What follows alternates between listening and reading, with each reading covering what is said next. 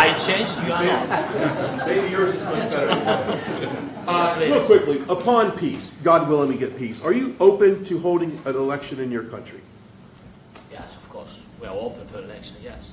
We have to do safety circumstances. And a little bit, we need to work in the parliament, because during the war you can't have elections, but we can do security. We need, maybe, how to say, we need a truth, yes, everywhere, in the battlefield, in the sky, and the sea, yeah, to make possible for people to do democratic, open, legal elections. So you say during the war you can't have elections. So let me just say 3.5 years from now, so you mean if we happen to be in a war with somebody, no more elections. Oh, that's good. I wonder what the fake You like this idea? Yeah.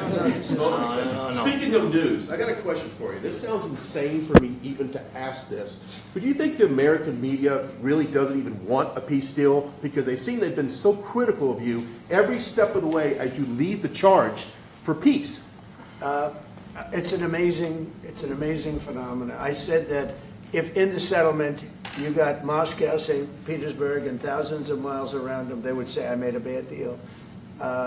The level of hatred and animosity is incredible. Not with all. I mean, we have great people up here. We also have terrible people up there that I think are told what to say.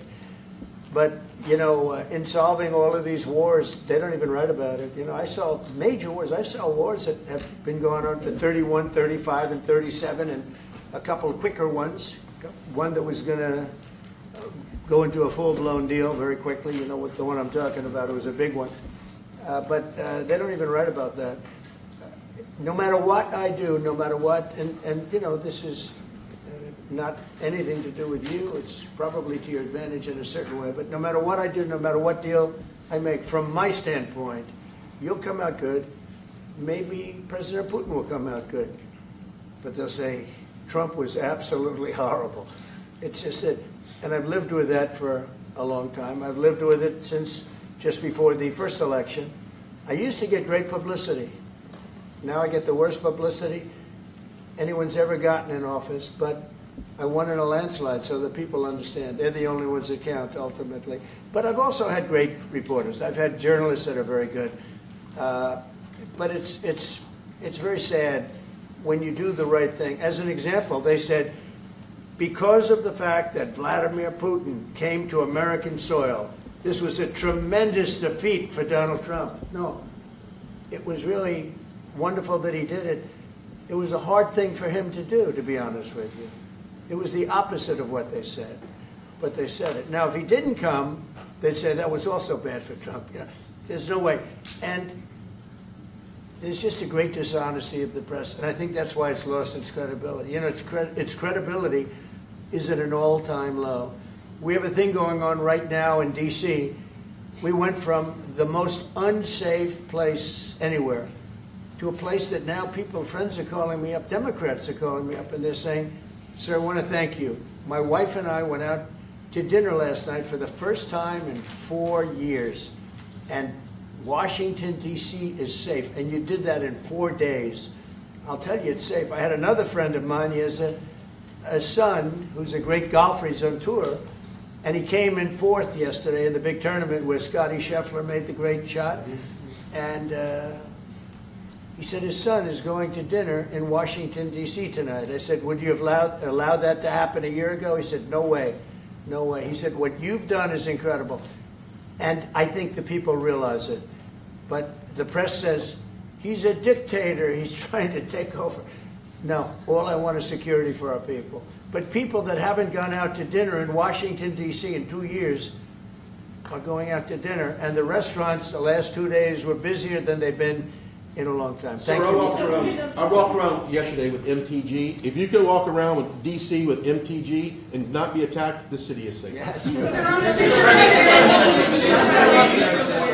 Thank you, Mr. President. Last week you warned of what you called severe consequences if a 30-day ceasefire or any type of ceasefire were not agreed to by Russia. Will there be severe consequences? Does that change because of I the don't meeting think you with need a President Putin? ceasefire. You know, if you look at the 6 deals that I settled this year, they were all at war. I didn't do any ceasefires. And I know that it might be good to have, but I can also understand strategically why, well, you know, one country or the other wouldn't want it.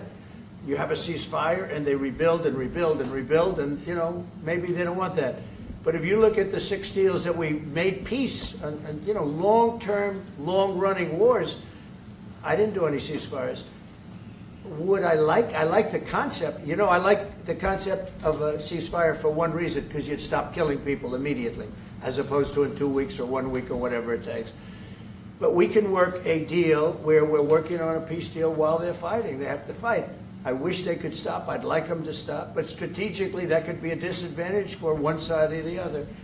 But all of these deals I made without even the mention of the words ceasefire. President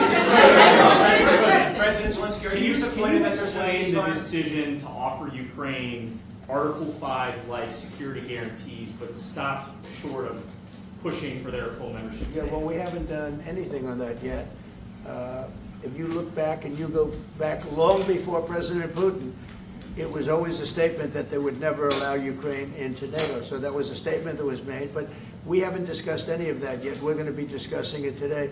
But we will give them very good protection, very good security. That's part of it. And the people that are waiting for us, they are, I think they're very like-minded. They want to help out also. Thank you, President. Thank you, President Trump. Are you disappointed there's no ceasefire, Mr. President? The United States has already given hundreds of billions of dollars to this war effort in Ukraine. Biden. At best, it is a stalemate, and the killing continues. So, President Trump, how much more is the United States willing to give Ukraine? And President Zelenskyy, how much more do you want? Well, I'll start off just by saying we're not giving anything now. We're selling weapons. This is something before, I guess the number is well over $300 billion. That was under Joe Biden, a corrupt politician, not a smart man, never was. By the way, go back 40 years. He was not a smart man 40 years ago either. But now he's in particular bad.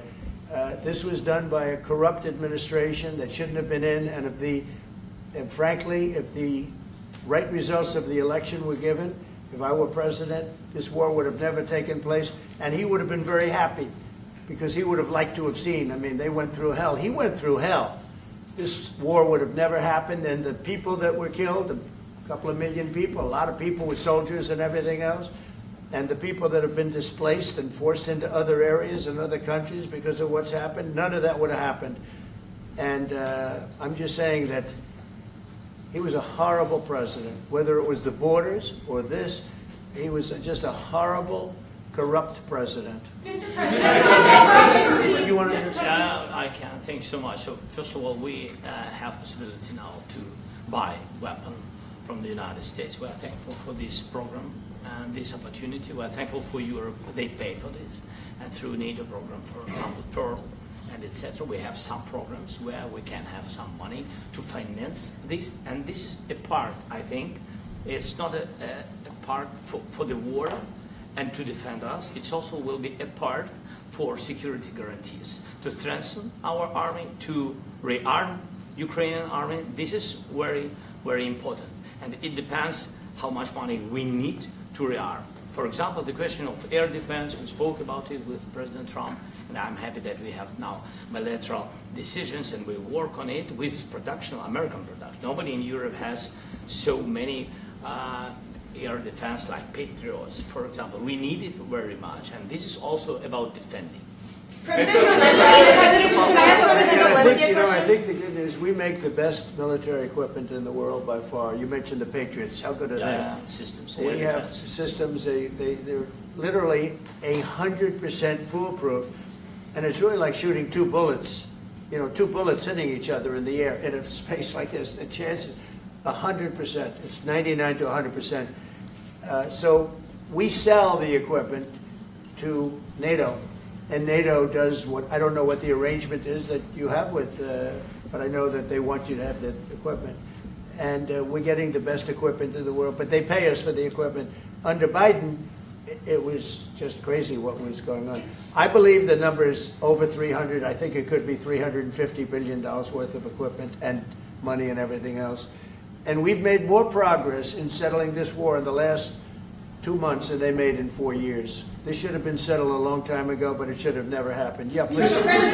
Real quickly, you pushed out on social media. All right, Brian, go first. You pushed out on social media about doing away with mail-in ballots and potentially electronic voting machines. Can you expand on that and how important Well, that is? that's a very off-topic, just really Sorry. quickly.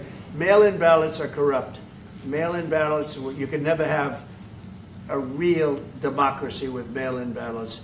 And we, as a Republican Party, are going to do everything possible that we get rid of mail-in ballots. We're going to start with an executive order that's being written right now by the best lawyers in the country to end mail-in ballots because they're corrupt. And you know that we're the only country in the world, I believe, I may be wrong, but just about the only country in the world that uses them because of what's happened. Massive fraud all over the place. The other thing we want change are the machines. For all of the money they spend, it's approximately 10 times more expensive than paper ballots. And paper ballots are very sophisticated with the watermark paper and everything else. We would get secure elections. We'd get much faster results. The machines, I mean, they say we're going to have the results in 2 weeks. With paper ballots, you have the results that night.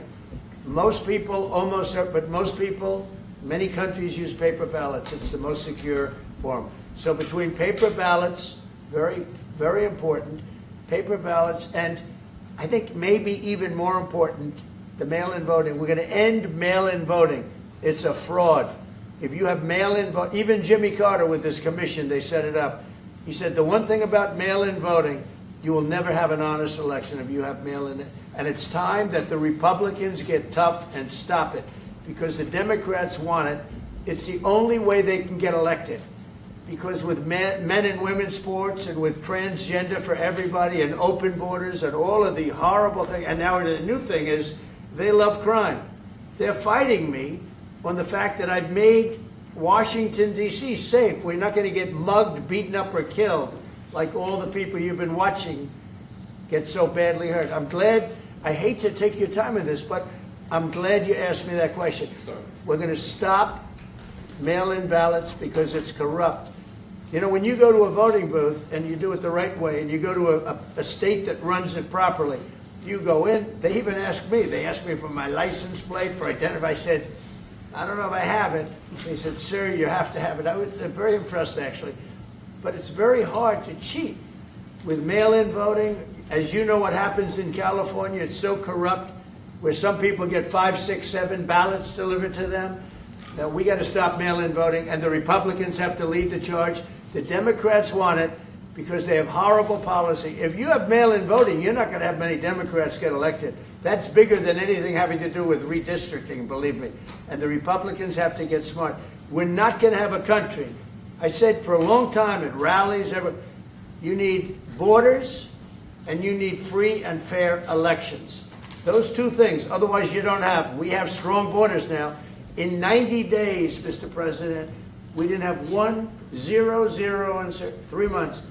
Not one person came in illegally into our country. In fact, even I find that hard to believe, but it's run by a little bit of a liberal group that put out the numbers, so I guess it's, but 0, 0, and 0.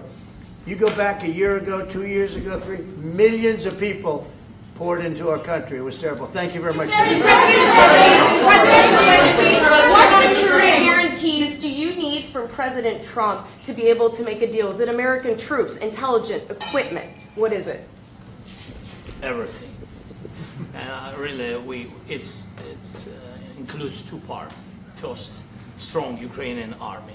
That's what I began to discuss with your colleagues. And it's a lot about weapon and then people and training missions and intelligence. And second, we will discuss with our partners. It depends on the big countries, on the United States, on a lot of our friends. And Mr. President, are you willing to commit American troops to that NATO-like protection in order to get President Zelensky to a deal today? Well, I don't know if you define it that way, but NATO-like, I mean, we're going to give, we have people waiting in another room right now. They're all here from Europe, biggest people in Europe. and they want to give protection. They feel very strongly about it, and we'll help them out with that. I think it's very important. I think it's very important to get the deal done. You've been involved with the peacekeeping in Ukraine since your first day in the administration. What would you say to the Ukrainian people right now who are suffering under the Russian attacks and hoping that the American people will stand with them? Well, I know Ukrainian people. I've known many over the years. They're great people. They're smart. They're energetic. They love their country. I mean, they love their country, and we want to get this war ended. That's all I can do. I love the Ukrainian people, but I love all people. I love the Russian people. I love them all. I want to get the war stopped. Very important. Mr. President, was there any aspect of your discussion with Vladimir Putin that left you disappointed? Look, we just spoke to, I was just telling the President, I just spoke to President Putin indirectly, and we're going to have a phone call right after these meetings today. And we may or may not have a trilat. If we don't have a trilat, then the fighting continues. And if we do, we have a good chance. I think if we have a trilat, there's a good chance of maybe ending it. But he's expecting my call when we're finished with this meeting. Thank you very much, everybody. Thank you. Thanks, guys. Let's go right on that way. Let's go, guys. Thank you. Thank you, press. Let's go. Let's go. Move. Come on, guys. Let's go. Thank you, guys. Thank you, press. Thank you. Keep moving. Thanks, guys. Thank you. Hey, guys. Keep moving quickly. Let's go. Thanks, guys. Keep going. Keep going.